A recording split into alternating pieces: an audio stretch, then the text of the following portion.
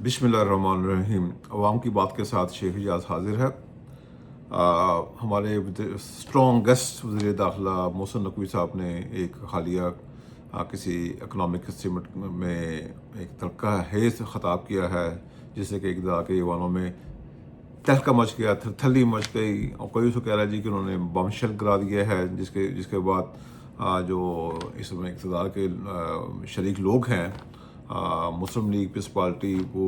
Sir जोड़ कर बैठ गए हैं कि आगे उन्होंने इस ख़ताब के बाद, इस इल्ज़ामात के बाद क्या हिकमत अमली इख्तियार करनी है। उस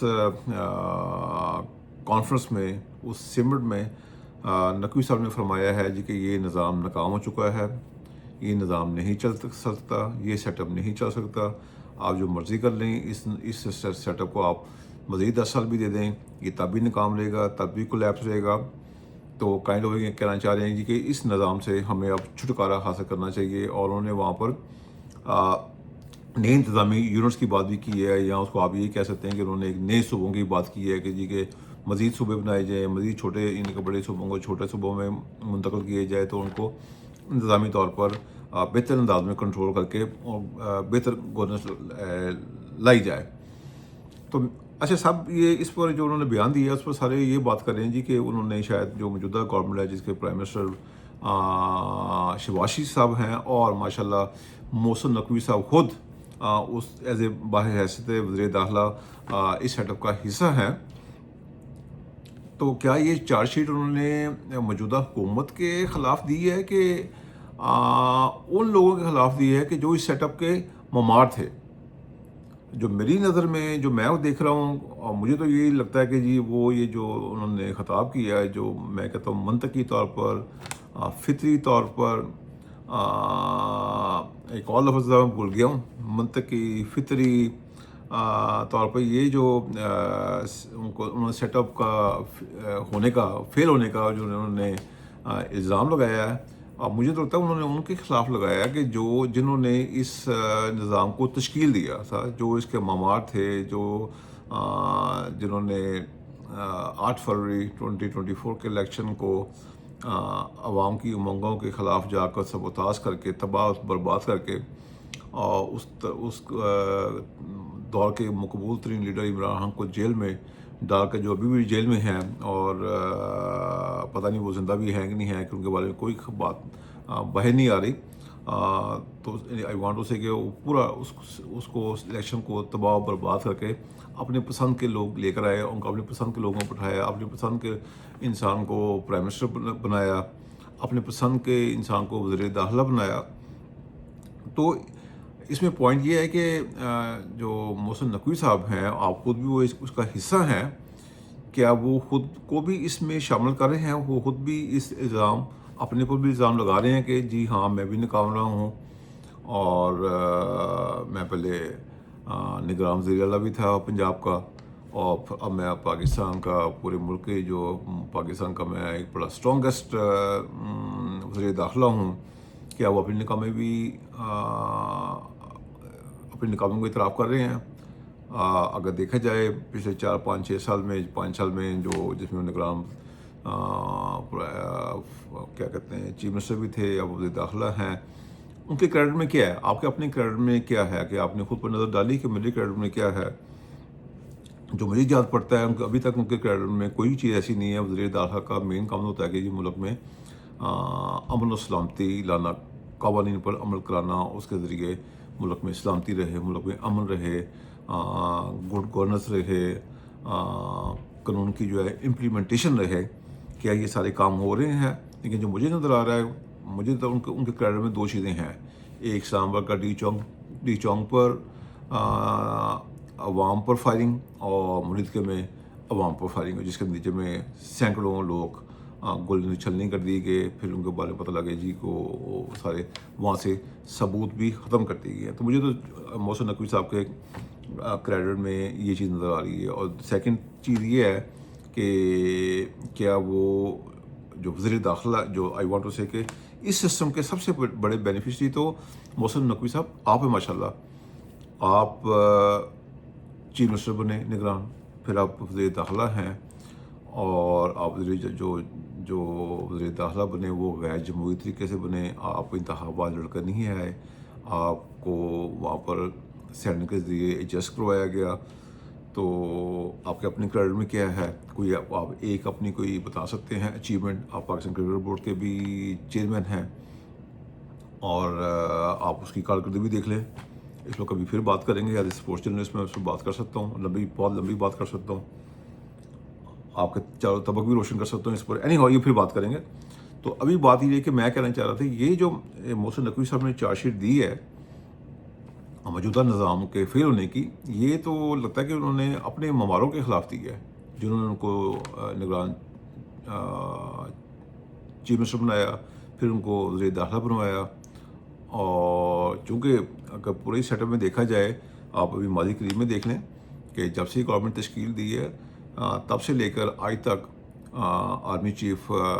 हर दौरे में, आलमोस्ट हर दौरे में प्राइम मिनिस्टर के साथ थे, शहबाज शरीफ के साथ थे। वो इकनॉमिक दौरा हो, वो फॉरेन पॉलिसी की बेस पर दौरा हो, कहीं भी हो, वो और ये दावे भी उनके तर्जुमावी दावे करते रहे जी कि आप ये माशी ठीक हो जाएगी, साल में ठीक हो जाएगी, 2 साल में ठीक हो जाएगी। और ये भी बात तासर दिया जाता रहा जी कि जी आर्मी चीफ साथ जाते हैं तो इसका मकसद ये होता है जी कि जिनसे वो कर्जा लेने जा रहे हैं, जिनसे वो एड लेने जा रहे हैं, या जिनसे वो इन्वेस्टमेंट करवाना चाह रहे हैं पाकिस्तान में, उनका इतमाद और उनका जो है ना वो आर्मी चीफ की वजह से रहे कि जी साथ हैं। ये आर्मी चीफ जो है ना वो एक बहैसियत आर्मी चीफ वो उनको गारंटी देंगे जी कि इसमें जो मनसूबे आप पाकिस्तान में स्टार्ट करेंगे उसमें कोई करप्शन नहीं होगी, उसमें प्रॉपर तरीके पर इम्प्लीमेंटेशन होगी। लेकिन उसके बावजूद अभी तक कोई ऐसी सॉलिड चीज़ नज़र नहीं आई कि जी इनके दौरों के नतीजे में जो पाकिस्तान ने इतने अरब रुपये खर्च किए, इनके दौरों पर डॉलर खर्च किए हैं,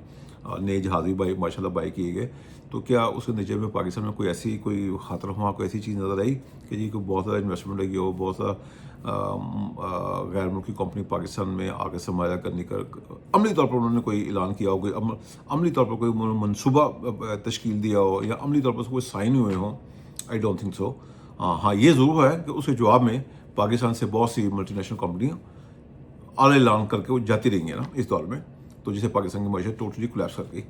और आप देख लें इस तरह आपके जो कर्ज़े हैं वो खरबों में हैं, आप उस पर कर्ज़ों पर असल तो आप दे ही नहीं पा रहे, आप उस पर इंटरेस्ट दे रहे हैं, और इंटरेस्ट देने के लिए आप मज़ीद कर्ज़े ले रहे हैं। तो पॉइंट ये मेरा है कि जी कि ये जो चार्जशीट है, ये मौजूदा जो लोग हैं मुस्लिम लीग की पीपल्स पार्टी के खिलाफ, उनके ख़िलाफ़ तो है ही है, लेकिन असल चार्जशीट ये हमारे उन लोगों के ख़िलाफ़ है जिन्होंने ये सेटअप लेकर आए थे। तो अगर मैं उनका नाम ना लूँ,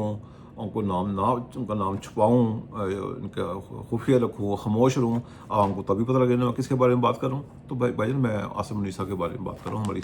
इस्टेब्लिशमेंट के बारे में बात कर रहा हूँ कि ये लोग ये सेटअप लेकर आए ना, तो नाकाम तो ये भी हो गए।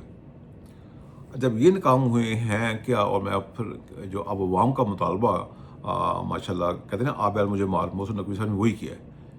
कि जी अब अवाम आपसे पूछ रहे हैं, मोहसिन नकवी साहब जनाब बताएं आप रिज़ाइन कब दे रहे हैं? मेन रिज़ाइन तो आपका बनता है कि आप कहें जी मैं भी इसका हिस्सा था, मैं इतराफ़ करता हूँ, हम कुछ नहीं कर सके, हमने मुल्क को सियासी तौर पर भी डुबोया, माशी तौर पर भी डुबोया, इकनॉमिक पर भी डुबोया, यानी कि मुल्क की सलामती के जो बलूचिस्तान में, कश्मीर में जो सुबह पख्तूनख्वा में जो अनरेस्टनेस है वो भी हम कंट्रोल नहीं कर सके। तो हर तरफ नाकामी अनफॉर्चुनेटली नज़र आ रही है। तो आपका तो डिज़ाइन तो सबसे पहले बनता है। अच्छा, दूसरी बात यह है कि जो हमारा जो सेटअप है माशाल्लाह नवाज शरीफ अपना कहना चाहिए आई वांट टू से मुस्लिम लीग और पीपल्स पार्टी का, ये तो आजमाए हुए लोग थे। इन पर करप्शन दोनों पार्टियों के जो बड़ी क़यादत है उसके खिलाफ तो अरबों खरबों के इल्ज़ामात थे, हैं, और उनके केस चले सुप्रीम कोर्ट तक में। आप उन्हीं ही लोगों को सिर्फ इमरान खान को दबाने के लिए, इमरान को साइड लाइन पर करने के लिए आप इन लोगों को लाने में मजबूर हो गए। हालांकि वो जो 2024 की जो 8 फरवरी 2024 के जो इलेक्शन थे उसमें अवाम ने भरपूर तरीके से जो है ना वो तहरीक इंसाफ को जिताया। यानी कि ये आई कैन से कि जी के बाकी दूसरी पार्टियों की बड़ी बड़ी क़यादत उसमें अपना हमारे नवाज शरीफ साहब भी शामिल हैं। वो अपनी सीट हार के ग्वाल मंडी की जो आबाई सीट थी, यानी कि عمران خان کی تحریک انصاف نے باقی سیاسی جماعتوں کو نہیں کچھ نہیں چھوڑا، پورا میدان صاف کیا انہوں نے وہ فتح یاب ہوئے. لیکن آپ نے کیا کیا جناب، ہماری اسٹیبلشمنٹ نے کیا کیا کہ عمران کو نہیں آنے دینا، وہ پورا ہی الیکشن سبوتاژ کر دیا. حالانکہ وہ جو الیکشن تھا وہ بالکل صاف، میں ان کے پرسنلی کہہ سکتا ہوں کہ وہ جو الیکشن تھا وہ Tehreek Insaf versus Peoples party نہیں تھا، وہ الیکشن تحریک انصاف ورسز مسلم لیگ نہیں تھا. وہ الیکشن انفارچونیٹلی عوام اور ہماری اسٹیبلشمنٹ کے جنرلوں کے درمیان تھا، فوج کے نہیں، جنرلوں کے مابین تھا وہ الیکشن. اور وہ الیکشن میں عوام نے بھرپور فتح حاصل کی. لیکن ہمارے جنرلوں نے ہماری اسٹیبلشمنٹ نے وہ الیکشن کے رزلٹ راتوں رات فارم 45 سے فارم 47 انٹروڈیوس کروا کر، متعارف کرا کر، منظر عام پر لا کر وہ الیکشن ٹوٹلی تباہ و برباد کر دیے، جس سے ملک کی تباہی پہلے بھی تھی، مزید اور تیزی سے سٹارٹ ہوئی. وہ دن اور آج کا دن عوام کا اعتماد اتنا متزلزل ہوا ہے ہمارے انفارچونیٹلی ہماری اسٹیبلشمنٹ پر کہ وہ اب قابو بھی نہیں آ رہا، وہ اعتماد بحال ہونے میں نہیں آ رہا. تو پوائنٹ یہ ہے اگین کہ یہ جو محسن نقوی صاحب آپ کی جو چارج شیٹ ہے وہ تو میرے خیال میں اسٹیبلشمنٹ کے اگینسٹ ہے. اور میں کیا امید کر سکتا ہوں کہ جی کیا اسٹیبلشمنٹ اس صورتحال سے کوئی سیکھے گی اور اپنی انا کو توڑے گی اور ملک کو صحیح سمت پر لانے میں خود کو قائل کرے گی، خود کو کنونس کرے گی. دعا کی جا سکتی ہے، اللہ تعالیٰ ایسے ہی کرے. اچھا جی، اب دوسرا پہلو یہ کہ جو یہ محسن نقوی صاحب کا جو اسٹیٹمنٹ ہے اس پر پاکستان کی بہت ہی منچی ہوئی، بہت ہی باوقار، بہت ہی سلجھی ہوئی خاتون سارہ بانو نے ایک بہت اچھا تبصرہ کیا ہے. تبصرہ جو ہے وہ محسن نقوی صاحب کے پاس پہنچ چکا ہوگا، لیکن میرے پاس تو وہ شاید صحافتی اخلاقیات کی وجہ سے میں وہ جسارت نہیں کر سکتا کہ وہ تبصرے کو منوعاً آپ کے سامنے پیش کروں. جیسے انہوں نے فرمایا، میں نے کہا ہے کہ جی کہ وہ محسن نقوی صاحب کے پاس پہنچ گیا ہوگا. لیکن دوسرا ایک تبصرہ مولانا فضل الرحمان جو کہ ہمیشہ اپنے مفادات کے چکر میں رہتے ہیں، انہوں نے بھی آج ایک ویڈیو کا حوالہ دے کر ایک بڑا اچھا تبصرہ کیا. وہ آپ کو میں ریپیٹ کر دیتا ہوں. انہوں نے کہا جی مولانا فضل الرحمان جی، آج میں نے ایک ویڈیو دیکھی جس میں ایک باوردی جو ہے نا وہ بس والا وہ بس چلا رہا ہے اور اس نے چونکہ بس کا جو اسٹیئرنگ ہوتا ہے بڑا ہوتا ہے، اس نے آگے جو ہے نا اسٹیئرنگ کا جو اگلا حصہ ہے جو راؤنڈ شیپ میں، پورا اسٹیئرنگ راؤنڈ شیپ میں ہوتا ہے. تو اینی ہاؤ انہوں نے جو کہ جی انہوں نے ایک اگلے حصے پر اسٹیئرنگ کے اوپر ایک بندر کو بٹھایا ہوا ہے اور اس نے بھی بندر نے اپنے ہاتھوں سے وہ اسٹیئرنگ کا اگلا حصہ پکڑا ہوا ہے اور پیچھے سے وہ اسٹیئرنگ جو ہے وہ جو باوردی بس ڈرائیور ہیں انہوں نے پکڑا ہوا ہے. اور وہ جب وہ اس کو اسٹیئرنگ کو دائیں گھماتے ہیں تو جو بندر ہے وہ بھی اس کو دائیں گھماتا ہے، اور جب وہ باوردی ڈرائیور صاحب جو ہیں وہ اسٹیئرنگ کو لیفٹ سائڈ پہ گھماتے ہیں تو سامنے سے جو بندر آگے بیٹھا ہوا ہے پھر وہ بھی لیفٹ سائڈ پہ ہی وہ اسٹیئرنگ کو گھماتا ہے. تو پوائنٹ وہی کہ انہوں نے کہا یہ جی کہ لگتا ہے پاکستان میں اس طرح ہی ہو رہا ہے کہ سامنے جو پرائم منسٹر وغیرہ جو مشینری جن کو پاکستان کو چلانے والی اور ہے، پیچھے سے جو ہے نا وہ بس ڈرائیور حکومت کا ڈرائیور کوئی اور ہے. تو اس سے اچھا تبصرہ نہیں ہو سکتا جو پاکستان کی موجودہ حکومت کی ہے، موجودہ سیٹ اپ کی جو صورتحال ہے، دس از بیسٹ ساری یعنی کہ اس میں سچویشن کی عکاسی ہو جاتی ہے. اب نیکسٹ پوائنٹ یہ ہے کہ جی کہ جو نیا سیٹ اپ لانا چاہ رہے ہیں، ظاہر بات ہے اس کے لیے آپ کو میرے خیال میں نئے الیکشن چاہیے ہوں گے، اور جب نئے الیکشن جائیں گے اس کی جو ہے نا صورت میں جو بھی گورنمنٹ آئے گی اس کو نیا بل آئے گا آگے چھوٹے صوبوں کا، زیادہ صوبوں کا یا چھوٹے سلطنتی نظامی یونٹس کا، اس کی سینٹ سے اور قومی اسمبلی سے ظاہر بات ہے اپروول لینی ہوگی، اس کے بعد ہوگا. پوائنٹ یہ ہے کہ جی کیا جو اگلے الیکشن ہوں گے اس میں تحریک انصاف کا کیا مستقبل ہوگا. چونکہ اس ٹائم پاکستان کی جو معاشی इकोनॉमिकल, सियासी और जो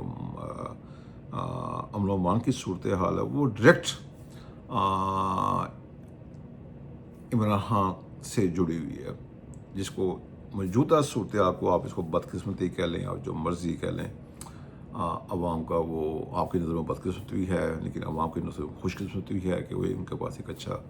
बहुत बड़ा एक पढ़ा लिखा बड़ा जैसे पाकिस्तान के लिए पाकिस्तान का हीरो, यानी कि आई वांट टू से कि अवाम कंसिडर करती है कि वो पाकिस्तान का कायद अज़म डॉक्टर कदीर साहब, अब्दुल ईदी साहब, जगीर खान, यानी कि इमरान खान हीरो, यानी कि आई वांट टू से कि कायद अज़म और डॉक्टर कदीर खान के बाद तीसरा जो बंदा है पाकिस्तान का सबसे बड़ा हीरो वो इमरान खान है, जिसके क्रेडिट में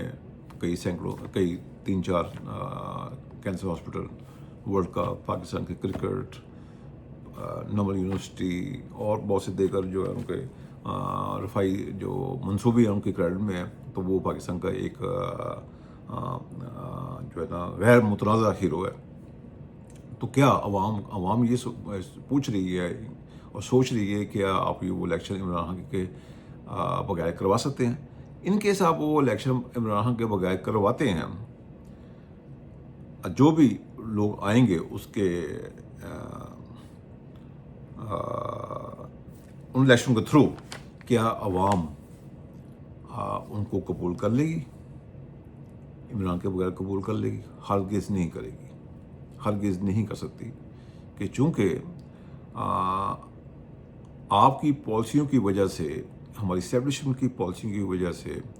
अवाम का इत्मीनान टोटली शेक है इस टाइम, वो बिल्कुल इत्मीनान नहीं कर पा रहे, और मुल्क के पाकिस्तान के जमहूरी निज़ाम को चलाने के लिए इमरान खान को आपको एक चांस देना पड़ेगा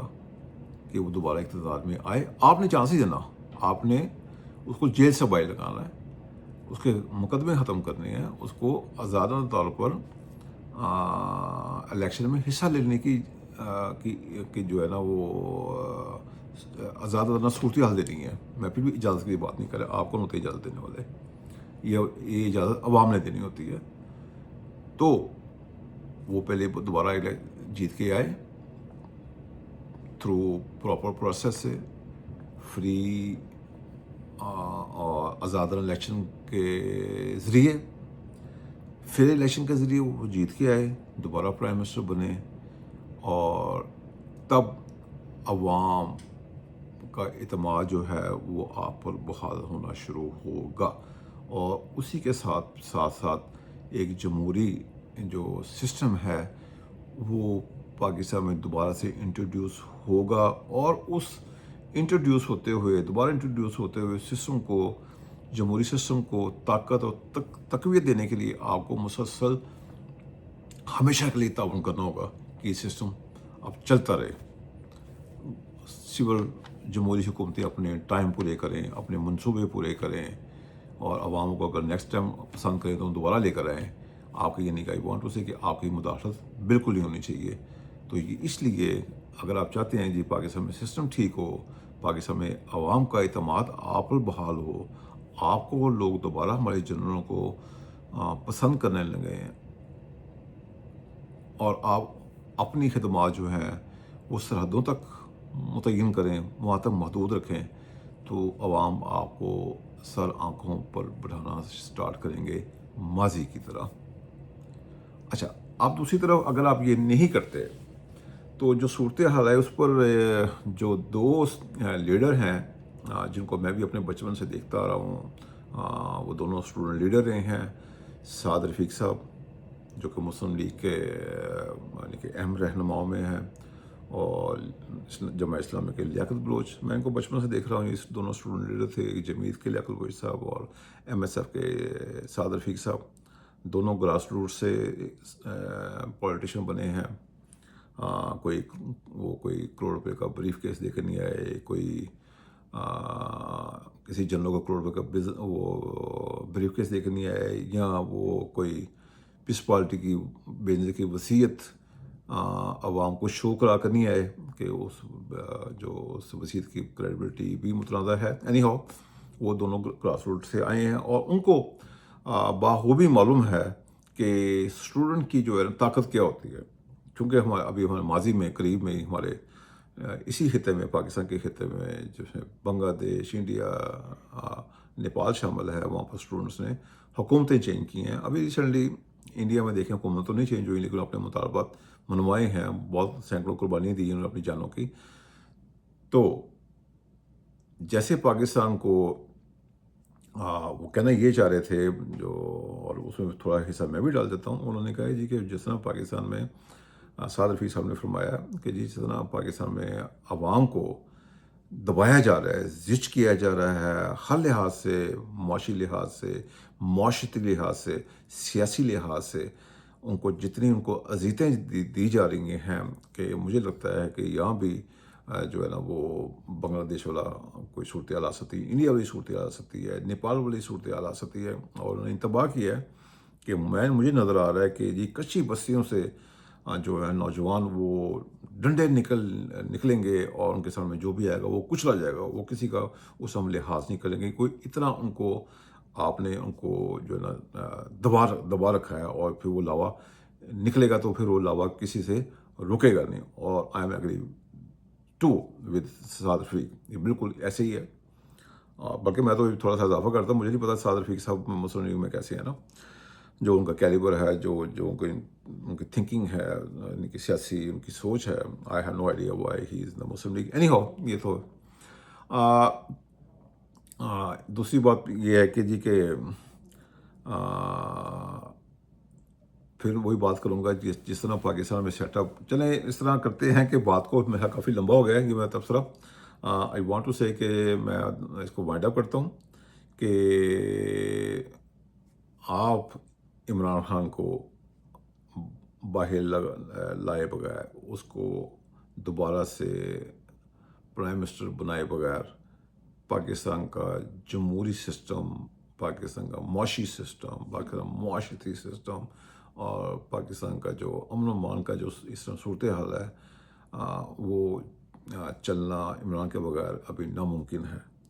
تو میں یہی امید کروں گا کہ جو یہ الزامات لگائے ہیں نقوی صاحب نے، اسٹیبلشمنٹ اس پر غور کرے گی اور خود کو بھی کٹہرے میں کھڑے کرے گی اور اس ساری صورتحال سے وہ سبق حاصل کرے گی اور پاکستان کے جمہوری سسٹم کو دوبارہ سے انٹروڈیوس کروانے اور اس کو چلانے میں اب وہ تعاون کرے گی. اسی امید کے ساتھ اللہ حافظ. السلام علیکم.